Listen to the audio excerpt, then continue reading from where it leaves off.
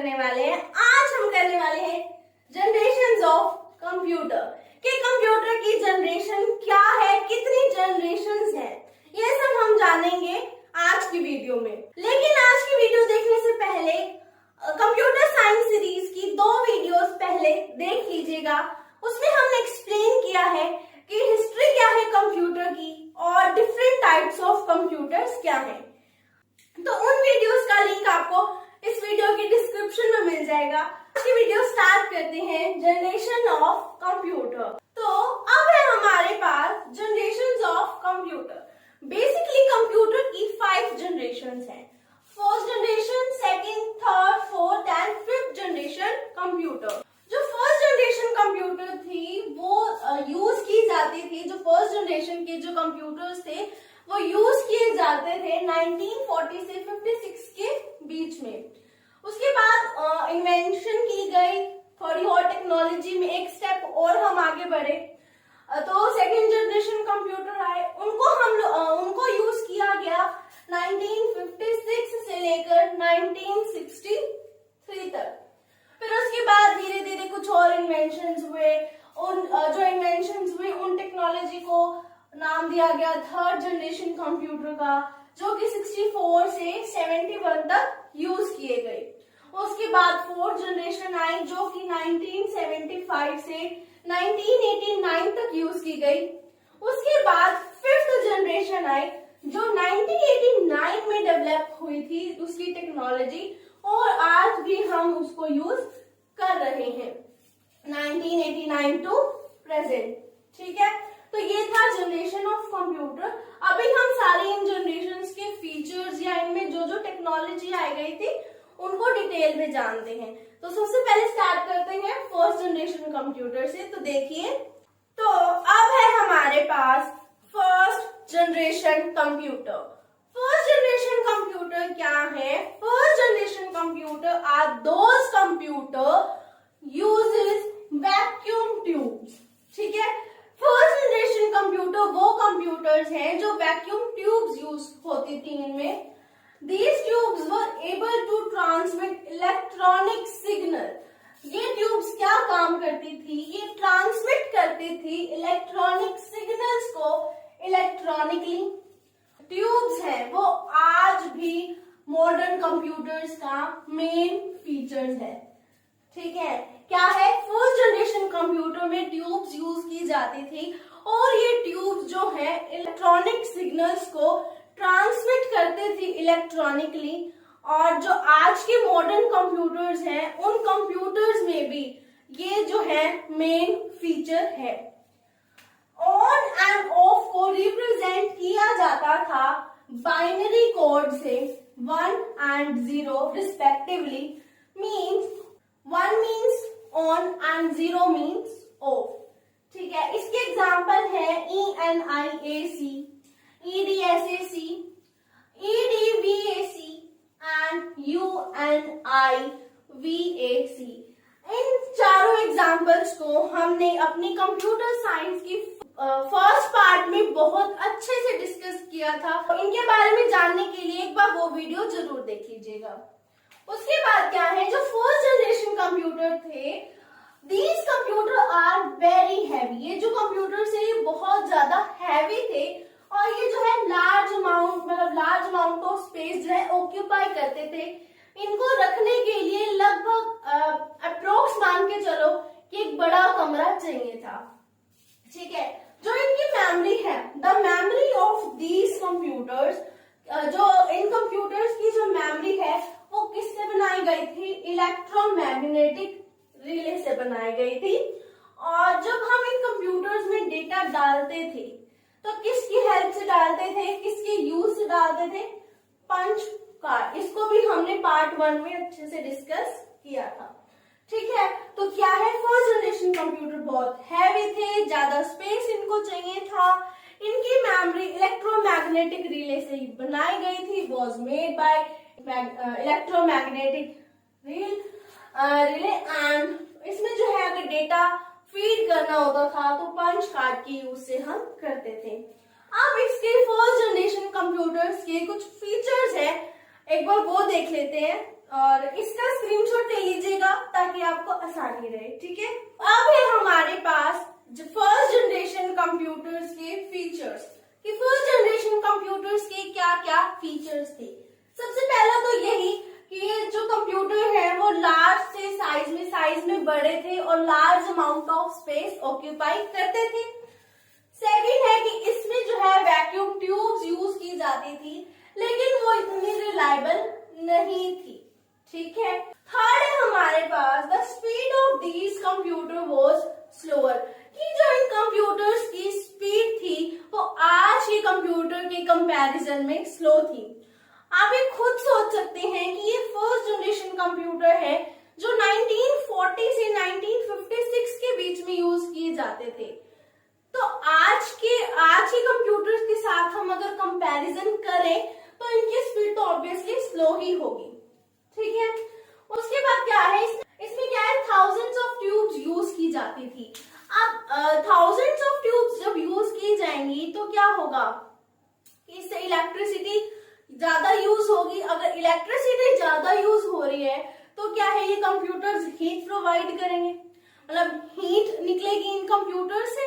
तो क्या है, ये उन्हीं जगहों पे यूज किए जा सकते हैं जहां एयर कंडीशनर है, या फिर अगर इन कंप्यूटर्स को यूज कर रहे हो तो पहले एयर कंडीशनर भी लेके आओ। उसके बाद है कि जो इनकी ऑपरेशनल कॉस्ट है वो भी हाई थी। इनको जो है ऑपरेट करने की जो कॉस्ट है, इनको मैनेज करना है, अगर इनको, क्योंकि ये काफी हैवी है और काफी बड़े हैं साइज में, तो इनको मेंटेन भी करना पड़ेगा, उसकी कॉस्ट भी क्या थी, high. Operational cost is high. उसके बाद है कि मशीन लैंग्वेज इसमें यूज की जाती थी। अभी हमने पढ़ा कि बाइनरी कोड यूज किया जाता था 0 and 1, तो ये क्या है, कंप्यूटर की मशीन की लैंग्वेज है। तो इसे मशीन की लैंग्वेज यूज की जाती थी जो कि एक कॉमन मैन इजीली अंडरस्टूड नहीं कर सकता। जो साइंटिस्ट हैं या जो लोग इन कंप्यूटर्स को यूज करते हैं वो तो चलो समझ जाएंगे, लेकिन जो कॉमन मैन है, हम जैसे लोग हैं जिन्होंने कभी फर्स्ट जनरेशन कंप्यूटर यूज नहीं किया, तो हम क्या इनकी लैंग्वेज समझ पाएंगे, नहीं। तो वही कह रहा है कि which is not easily understood by a common man. तो ये थे फर्स्ट जनरेशन कंप्यूटर के फीचर्स। तो अब हम करते हैं सेकेंड जनरेशन कंप्यूटर। तो अब है हमारे पास second generation computer. Second generation computer कब यूज किए जाते थे, 1956 से 1963 के बीच में, ठीक है। These computer use transistor in the circuits. ये जो कंप्यूटर्स थे, सेकेंड जनरेशन के जो कंप्यूटर्स थे, वो ट्रांजिस्टर्स को यूज करते थे इन द सर्किट्स में, ठीक है, क्योंकि ट्यूब्स जो थी वो रिलायबल नहीं थी, ठीक है। हमने अभी फर्स्ट जनरेशन कंप्यूटर्स के फीचर्स में पढ़ा कि उसमें ट्यूब्स यूज होती थी लेकिन रिलायबल नहीं थी। यहाँ पे भी वही बात है कि यहाँ पे क्या है, ट्रांजिस्टर यूज होते हैं क्योंकि इलेक्ट्रॉनिक ट्यूब्स रिलायबल नहीं थी, क्योंकि वो ज्यादा हीट प्रोड्यूस करती थी। ट्रांजिस्टर टेक्नोलॉजी, जब ट्रांजिस्टर टेक्नोलॉजी को यूज किया गया, ट्रांजिस्टर इन कंप्यूटर्स में यूज किए गए, तो उससे क्या हुआ, led to the development of smaller, faster and more reliable components. कि जब ट्रांजिस्टर टेक्नोलॉजी यूज की गई तो उससे क्या हुआ, कुछ छोटे फास्ट, मतलब स्मॉलर, फास्टर और ज्यादा रिलायबल कंपोनेंट्स को डेवलप किया गया। ठीक है, इसमें असेंबली लैंग्वेज इसमें यूज की गई, उसमें मशीन लैंग्वेज थी जो कि कॉमन मैन के लिए अंडरस्टूड नहीं थी, कॉमन मैन जो है उसको अंडरस्टूड नहीं कर सकता था, पर इसमें क्या है, असेंबली लैंग्वेज जो है इसमें यूज की गई है। जो इसकी मेमोरी थी, the memory of these computers, in computers की जो मेमोरी थी उनकी रेंज क्या थी, 32 किलो बाइट्स टू 64 के बाइट्स, ठीक है। और and supported high level languages, इसमें हाई लेवल लैंग्वेजेस भी थी जैसे कि ये, ठीक है, COBOL, AIGOL, ये सब इसकी हाई लेवल लैंग्वेज थी। ठीक है। अब इसके कुछ सेकंड जनरेशन कंप्यूटर के कुछ फीचर्स हैं, एक बार वो देख लेते हैं और इसका स्क्रीनशॉट ले लीजिएगा। तो अब है हमारे पास सेकंड जनरेशन कंप्यूटर्स के फीचर्स। इसके फीचर्स क्या है, इसमें क्या है, ट्रांजिस्टर यूज किए गए थे, वो क्या थे, वैक्यूम ट्यूब से एफिशिएंट थे, ठीक है। तो ये क्या है, एफिशिएंट देन वैक्यूम ट्यूब्स, कि ये वैक्यूम ट्यूब से ज्यादा एफिशिएंट थे। सेकंड क्या है कि इनका प्राइस लेस था, ठीक है, कंपेयर टू, अगर हम कंपेयर करें फर्स्ट जनरेशन कंप्यूटर से तो सेकंड जनरेशन कंप्यूटर का प्राइस लेस था। स्पीड जो है इंक्रीज हो गई थी इन कंप्यूटर्स में मिली सेकेंड से माइक्रो सेकेंड्स तक, ठीक है, मिली सेकेंड से माइक्रो सेकेंड्स तक इसकी स्पीड जो है इंक्रीज हो गई थी। फोर्थ है हमारे पास कि एक लेस पावर को कंज्यूम करते थे। अगर पावर को लेस कंज्यूम करेंगे तो हीट भी क्या होगी, कम प्रोड्यूस करेंगे, तो वही है, consume less power and produce less heat. Fifth है हमारे पास कि इसमें असेंबली लैंग्वेज यूज की जाती थी। इससे क्या होता था, जो प्रोग्रामर है उसकी जॉब इजी हो जाती थी, उसको कंप्यूटर की लैंग्वेज समझने में आसानी होती थी। उसके बाद है दीज कंप्यूटर्स आर फास्टर, ये कंप्यूटर जो थे फास्टर थे, क्यों, क्योंकि इनकी स्पीड जो है मिली सेकेंड से माइक्रो सेकेंड तक बढ़ गई थी, ठीक है।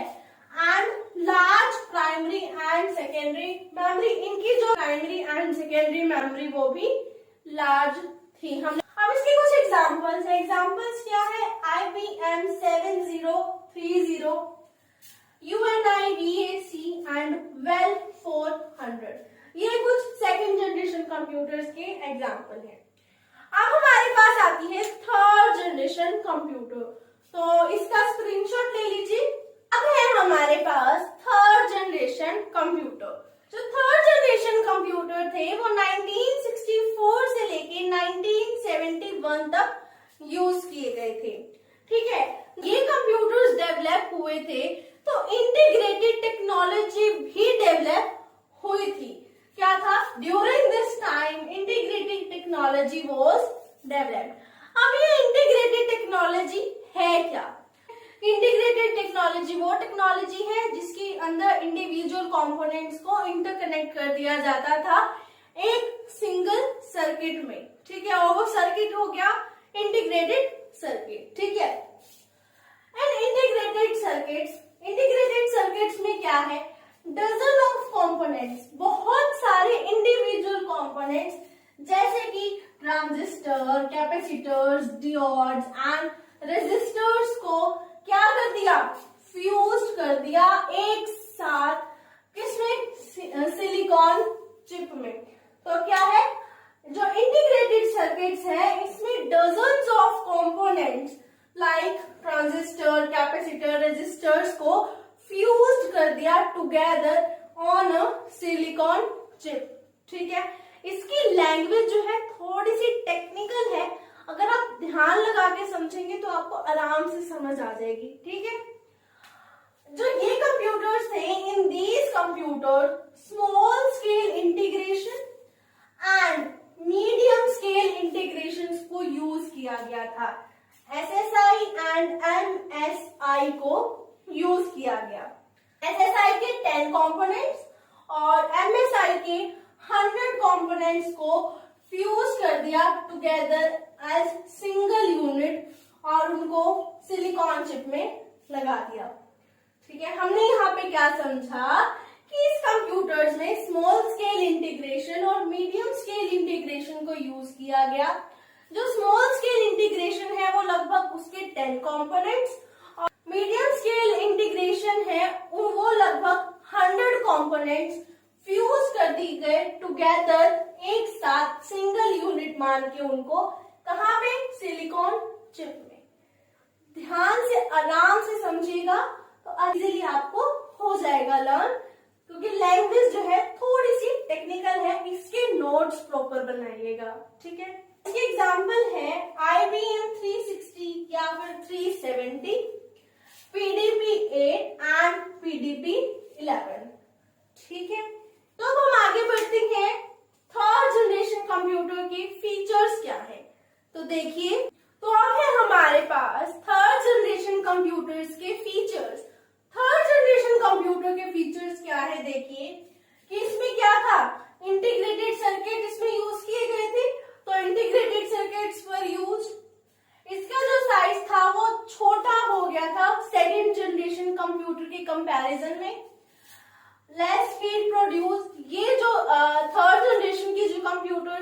इतनी ज्यादा हीट प्रोड्यूस नहीं करते थे जितने की फर्स्ट और सेकंड करते थे।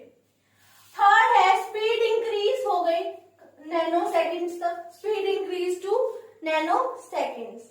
अब क्या था इसमें एक और नई चीज आई कि ऑनलाइन कंप्यूटेशन में पॉसिबल, इसको जो है ऑनलाइन भी कंप्यूट किया जा सकता था। नेक्स्ट है हमारे पास these are general purpose machine. ये जनरल पर्पस मशीन थी, ये जो है बोथ दोनों पर्पस के लिए यूज की जा सकती थी, scientific as well as commercial. ठीक है, उसके बाद क्या है, ये हाईली रिलायबल थी। ठीक है, ये हाईली रिलायबल थी एंड लेस पावर कंज्यूम करती थी। अब जब लेस पावर कंज्यूम करती है तो हीट भी है, जो हीट जो है वो भी लेस प्रोड्यूस होगी। तो ये थे थर्ड जनरेशन कंप्यूटर्स के कुछ फीचर्स। आई होप आपको यहाँ तक क्लियर होगा। अब हम नेक्स्ट आगे बढ़ रहे हैं fourth generation computer. Fourth generation computers क्या है देखिए। तो अब है हमारे पास फोर्थ जनरेशन कंप्यूटर। जो फोर्थ जनरेशन कंप्यूटर है वो यूज किया जाता था 1975 से 1989 के बीच में। ठीक है, इस जनरेशन में क्या हुआ, इन जनरेशन के जो कंप्यूटर्स थे उनमें कंपोनेंट्स वर फ्यूज्ड टुगेदर। जो अलग अलग कंपोनेंट्स थे उनको टुगेदर फ्यूज किया गया ऑन अ सिलिकॉन चिप, एक सिलिकॉन चिप पे। इसमें इस जनरेशन में क्या हुआ, माइक्रो प्रोसेसर जो है वो डेवलप्ड हुए। ठीक है, माइक्रो प्रोसेसर में क्या था, माइक्रो प्रोसेसर कंटेन्स, इसमें जितने भी हमने सर्किट्स बनाए थे, या फिर हम ये कह सकते हैं कि जो माइक्रो प्रोसेसर इस जनरेशन में डेवलप हुआ था उसमें वो सारे सर्किट्स अवेलेबल थे जो कि जरूरी है arithmetic, logic and control functions को परफॉर्म करने के लिए। आसान भाषा में अगर हम कहें कि माइक्रो प्रोसेसर में वो सारे सर्किट्स लगे हुए थे जो जरूरी है arithmetic, logic and control functions को परफॉर्म करने के लिए। ठीक है, अब इसमें सेमीकंडक्टर मेमोरीज को यूज किया गया था इन कंप्यूटर्स में। ठीक है, उसके बाद हार्ड डिस्क, क्योंकि इन कंप्यूटर्स में जो है हार्ड डिस्क ज्यादा यूज की जा रही थी, तो इसके लिए क्या हुआ कि हार्ड डिस्क जो है वो चीपर हो गई, सस्ती हो गई, और जो हार्ड डिस्क की स्टोरेज कैपेसिटी थी वो भी बढ़ गई, हैड लार्ज कैपेसिटी। ठीक है, अब क्या हुआ, इन कंप्यूटर्स की स्पीड बढ़ी तो हाई स्पीड कंप्यूटर्स हो गए। अब जब हाई स्पीड कंप्यूटर्स हुए तो नेटवर्किंग भी शुरू हो गई। नेटवर्किंग का मतलब क्या, हम कह सकते हैं कि मल्टीपल कंप्यूटर्स को जब आप एक साथ कनेक्ट कर देते हो तो वो एक तरीके की नेटवर्किंग हो जाती है। जब हाई स्पीड कंप्यूटर्स है तो नेटवर्किंग जो है वो भी होगी, जिससे क्या हुआ, मल्टीपल कंप्यूटर्स जो है वो कनेक्ट हो गए टुगेदर, किसके लिए, या तो कम्युनिकेशन के लिए या शेयरिंग ऑफ डेटा के लिए। ठीक है, अगर इसको धीरे धीरे समझने की कोशिश करेंगे तो आपको आसानी से ये समझ आ जाएगा। उसके एग्जाम्पल है इसकी कुछ, IBM PC, Apple and TRS-80। तो ये था हमारा फोर्थ जनरेशन कंप्यूटर के बारे में। अब एक बार इसके फीचर्स देख लेते हैं। तो अब है हमारे पास फोर्थ जनरेशन कंप्यूटर्स के फीचर्स। तो उसमें फर्स्ट सबसे पहला है हमारे पास मोस्ट इंपॉर्टेंट फीचर क्या है इसका, कि वर्चुअल स्टोरेज कैपेसिटी है। वर्चुअल स्टोरेज कैपेसिटी का मतलब क्या है कि आप डायरेक्ट एक्सेस कर सकते हो टू कहां पे, एक्सटर्नल स्टोरेज मीडिया। ये वर्चुअल स्टोरेज कैपेसिटी का मतलब क्या है कि आप डायरेक्टली एक्सेस कर सकते हो कहां पे, external storage media of computer.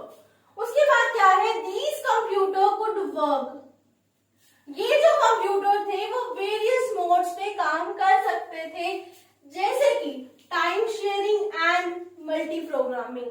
जो ये वाली जनरेशन के कंप्यूटर्स थे यहां से मल्टी प्रोग्रामिंग जो है स्टार्ट हो गई थी। उसके बाद है more high level languages like Pascal and C. ये जो फोर्थ जनरेशन के कंप्यूटर को ज्यादा यूज किया गया था, जैसे कि पास्कल एंड सी, ये दोनों ही कंप्यूटर्स की लैंग्वेज है। PCs is the major outcome of this generation। इस जनरेशन में क्या हुआ था, PC, जो PC है वो निकल के आए थे, ठीक है। GUI यानी ग्राफिक यूजर इंटरफेस इनेबल्स, उसने क्या किया, ग्राफिक यूजर इंटरफेस की हेल्प से जो नए यूजर्स थे, इन कंप्यूटर्स को यूज करने वाले जो नए यूजर थे, वो क्विकली लर्न कर पाए कि इन कंप्यूटर्स को कैसे यूज किया जाता है, किसकी हेल्प से, GUI यानी ग्राफिकल यूजर इंटरफेस। उसके बाद है these computer can be used for both office and home usage. ये जो कंप्यूटर्स थे वो ऐसे कंप्यूटर्स थे जिनको आप ऑफिस में भी यूज कर सकते हैं एंड घर पे भी यूज कर सकते हैं। तो इस कंप्यूटर में, इन कंप्यूटर्स में क्या हुआ, इनकी जो स्पीड थी वो 10 टाइम्स 10 गुना ज्यादा तेज थी in comparison to previous generation computers, और जो मेमोरी थी वो 4 टाइम्स ग्रेटर थी, यानी जो मेमोरी थी वो प्रीवियस जनरेशन कंप्यूटर से 4 गुना ज्यादा थी। तो ये थे हमारे पास 4th जनरेशन कंप्यूटर्स के फीचर्स। अब हमारे पास लास्ट जनरेशन बचती है हमारी 5th जनरेशन कंप्यूटर, जो 1989 से लेकर प्रेजेंट तक जो हम अब कंप्यूटर्स यूज कर रहे हैं, ठीक है। तो एक बार वो देख लेते हैं। तो अब है नेक्स्ट हमारे पास 5th generation computer. 5th generation computers को 1989 से लेकर अब तक यूज किया जा रहा है, ठीक है। This generation is known as, इस जनरेशन को क्या कहा जाता है, एज ऑफ पर्सनल कंप्यूटर। आजकल के टाइम में हर किसी के पास अपना पर्सनल कंप्यूटर या फिर लैपटॉप है, तो इसीलिए इसको एज ऑफ पर्सनल कंप्यूटर कहा जाता है। New breed of computers planned by Japanese. ये जो 5th जनरेशन के कंप्यूटर्स थे, इनको प्लान किसने किया था, जापानीज ने प्लान किया था। These computer will be able to think and take decisions। ये कंप्यूटर इस तरीके से डिजाइन किए गए थे कि ये कुछ डिसीजन ले सकते हैं in certain cases better than humans, और कुछ केसेस में ह्यूमंस के डिसीजन से ज्यादा अच्छे और बेटर डिसीजन कंप्यूटर्स ले सकते हैं। इन कंप्यूटर्स को क्लासिफाई किया गया, इन कंप्यूटर को आर्टिफिशियल इंटेलिजेंस का नाम भी दिया गया, बिकॉज ये डिसीजन ले सकते हैं कुछ केसेस में ह्यूमंस से बेटर। यूएलएसआई क्या है, अल्ट्रा लार्ज स्केल इंटीग्रेशन जो है टेक्नोलॉजी है, उसको यूज किया गया किसके लिए, माइक्रो प्रोसेसर चिप को प्रोड्यूस करने के लिए।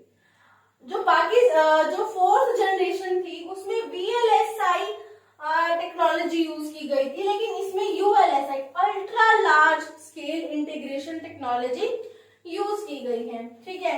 इसमें जो 5th जनरेशन के कंप्यूटर्स हैं, आप खुद सोचिए, जो आज आपके पास कंप्यूटर्स हैं उनमें आप इंटरनेट यूज करते हैं, वाईफाई यूज करते हैं, तो क्या है, इसमें इंटरनेट टेक्नोलॉजी डेवलप हुई। उसके बाद wide range of multimedia application, कि जो मल्टीमीडिया एप्लीकेशन जिसके लिए text, graphic, animation, audio, video को चलाने, मतलब वीडियो को चलाने के लिए या टेक्स्ट या ग्राफिक्स के लिए वाइड रेंज बहुत सारे मल्टीमीडिया एप्लीकेशंस को डेवलप किया गया। तो ये था 5th जनरेशन के बारे में। एक बार इसके फीचर्स देख लेते हैं। और 5th जनरेशन कंप्यूटर्स के फीचर्स क्या है, देखिए। पोर्टेबल पीसी डेवलप, इसमें ऐसे कंप्यूटर्स को डेवलप किया गया जो पोर्टेबल हैं, जिनको आप लेके कहीं भी ट्रेवल कर सकते हो, फॉर एग्जाम्पल लैपटॉप, ठीक है। उसके बाद more powerful main frame computer develop किए गए। 5th जनरेशन कंप्यूटर्स में मेन फ्रेम कंप्यूटर्स को डेवलप कर दिया गया था। मेन फ्रेम कंप्यूटर्स को पार्ट 2 में हम लोग बहुत अच्छे से डिस्कस करके आए हैं, आप वहां से इसको देख लीजिएगा। Consumed less power and contain faster memories, ये जो है लेस पावर यूज कर करते हैं, मतलब जो इलेक्ट्रिसिटी पावर है इसमें लेस यूज होती है, ठीक है, in comparison to previous generation computers. और इसमें जो मेमोरी है वो भी फास्टर रिकॉर्ड होती है या कंटेन होती है। इसमें जो है ये आपको ज्यादा मेमोरी प्रोवाइड करता है, आप इसमें ज्यादा डेटा को स्टोर कर सकते हो।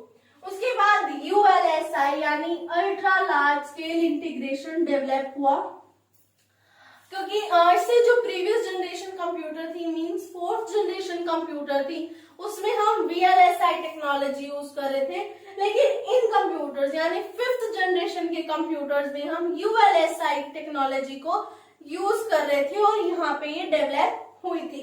यहाँ पे हमारा खत्म होता है फिफ्थ जनरेशन कंप्यूटर, और इसी के साथ हमारा आज का टॉपिक जनरेशन ऑफ कंप्यूटर खत्म होता है। आपको कोई भी क्वेरी है तो प्लीज नीचे कमेंट कर दीजिएगा, आपकी प्रॉब्लम सॉल्व कर दी जाएगी।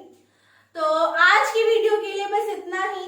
तो like, comment, share and subscribe and press the bell icon. तो मिलते हैं नेक्स्ट वीडियो में, तब तक के लिए बाय बाय, टेक केयर।